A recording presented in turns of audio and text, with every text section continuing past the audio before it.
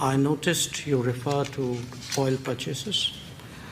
If you are looking at energy purchases from Russia, I would suggest that your attention should be focused on Europe, which probably we do buy some energy which is necessary for our energy security. But I suspect, looking at the figures, probably our total purchases for the month would be less than what Europe does in an afternoon. So you might want to think about it. India. Let's talk about the war in Ukraine. As you are well aware, the whole world noticed that India, as a very influential country, has never publicly condemned Russia's assault and invasion into a neighboring country. Why is that so? Can you really be neutral in a war for which obviously one side bears all responsibility?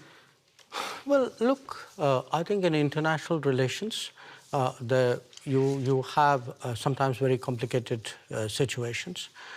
And where we are concerned, we have always taken the position that the way out is for the countries concerned to get back to dialogue and to diplomacy. I'll come to that soon, but is this a complicated situation? Is this really complicated? There's just one big country invading its neighbor. No, look, I can give you many instances of countries who have violated the sovereignty of another country.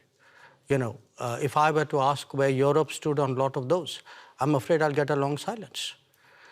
But you and Prime Minister Modi, you have already said that, regularly call on both sides to stop the war and to negotiate. However, can one really urge Ukraine to stop defending itself? After all, there are no Ukrainian tanks in Russia. There are Russian tanks and planes and missiles destroying Ukraine. I think that's a bit of a misrepresentation. I think what we do is to say, get back to dialogue and diplomacy. There was dialogue and diplomacy in the early days of the conflict. So it's not that it didn't happen.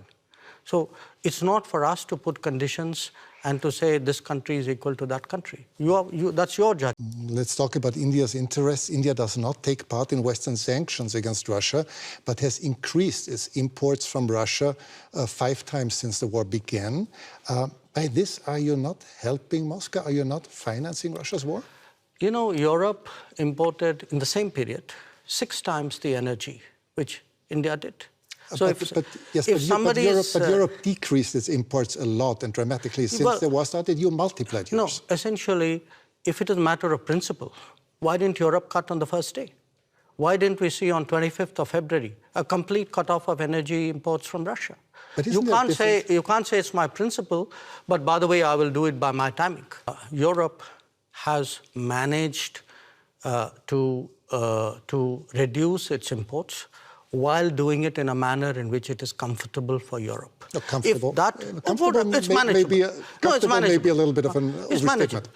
Now, if at 60,000 euros or whatever is your per capita income, you are so caring about your population. I have a population at $2,000. I also need energy.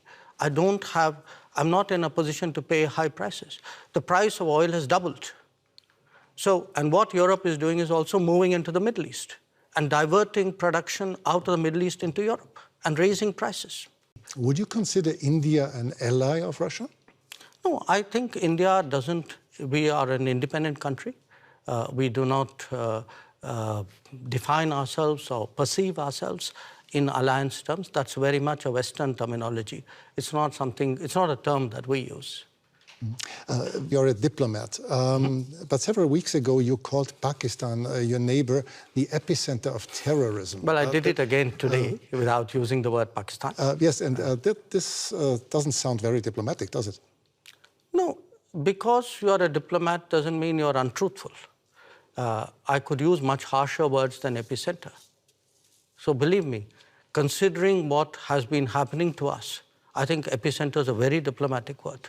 Because this is a country which has attacked the Parliament of India some years ago, which attacked the city of Mumbai, which went after hotels and foreign tourists, which every day sends terrorists across the border. Conflate the two. I mean, I know the Indian-Russian relationship is strong, but you also have issues with China. How do you then sit back and define Indian foreign policy at this point where the West seems to be quite vociferous in trying to curtail funding for the war in Ukraine, whereas by purchasing this oil for national interest, India is being asked, are you funding this war? So, look, I mean, I don't want to sound argumentative, but then tell me if buying Russian gas is not funding the war? I mean, why is it's only Indian money and oil coming to India which funds, but it's not gas coming to Europe which funds? I mean, look, somewhere, I mean, let's be a little even-handed out here. And even this, look, the whole narrative that it's gone up 9 times. I mean, it's gone up 9 times from a very low base. And it was a very low base because at that time the markets were more open. Why if countries in Europe and the West and the United States are so concerned, why don't they allow Iranian oil to come into the market? Why don't they allow Venezuelan oil to come into the market? I mean, they've squeezed every other source of oil we have. And then say, okay, guys, you must not go into the market and get the best deal for your people. I don't think that's a very fair approach. Street Journal, India is becoming a key point for transshipment of Russian oil to bypass sanctions. How does that serve India's foreign policy interests? I don't know. Does whoever wrote that knows what transshipment means? Well, I mean, transshipment is when explain you it to get the it. rest of us. No, when you get it and you sell it to somebody else. I've not even heard of anybody in India thinking along those lines. So, yes, we do buy So you're Russian. saying the Wall Street Journal report is inaccurate, that they're quoting? Politely, yes. Okay.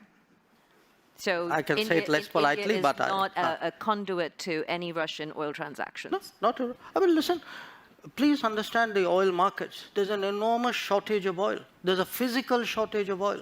Getting access to oil is difficult. I mean, a country like India would be crazy to get oil from somebody and sell it to somebody else. I mean, this is nonsense.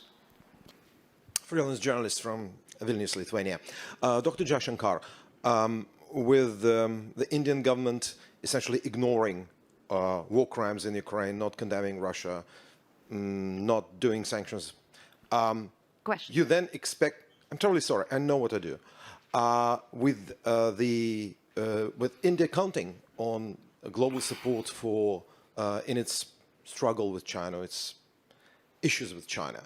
How do you think you'll be trusted by others after that? Why do you think anyone will help Delhi after you didn't help others over Ukraine? Thank you. Somewhere Europe has to grow out of the mindset that Europe's problems are the world's problems, but the world's problems are not Europe's problems.